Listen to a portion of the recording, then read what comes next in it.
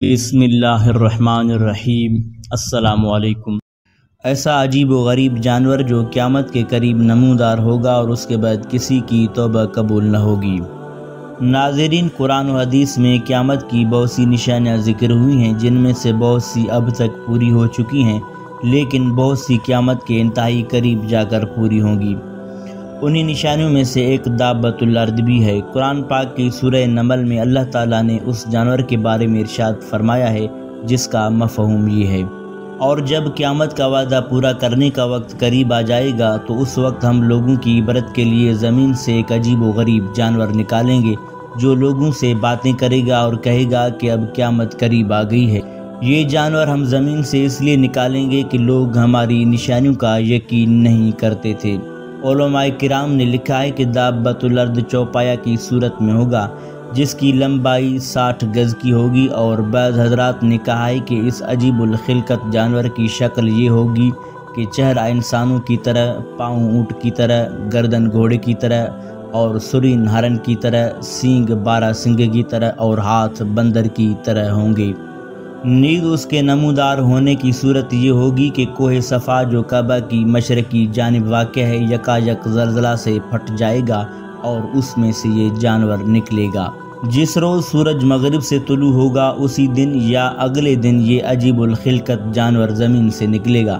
مکہ مکرمہ کا صفا پہاڑ پھٹے گا اور اس میں سے ایک عجیب الخلقت جانور نکلے گا اور لوگوں سے کلام کرے گا، جس طرح اللہ تبارک و تعالیٰ نے اپنی قدرت سے حضرت صالح علیہ السلام کی اونٹنی کو پتھر سے نکالا تھا۔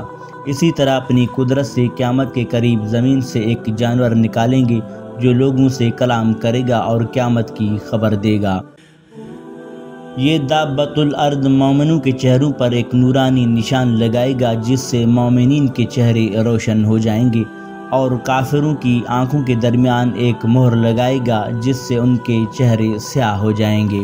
ناظرین، دابۃ الارض کے بارے میں روایت میں آتا ہے کہ اس کے ایک ہاتھ میں حضرت موسیٰ علیہ السلام کا عصا ہوگا جس سے وہ مسلمانوں کے چہروں پر نشان لگائے گا، اس سے مسلمانوں کے چہرے روشن ہو جائیں گے۔ اسی طرح اس کے دوسرے ہاتھ میں حضرت سلیمان علیہ السلام کی انگوٹھی ہوگی جس سے وہ کافروں کے چہروں پر نشان لگائے گا اور ان کے چہرے سیاہ ہو جائیں گے۔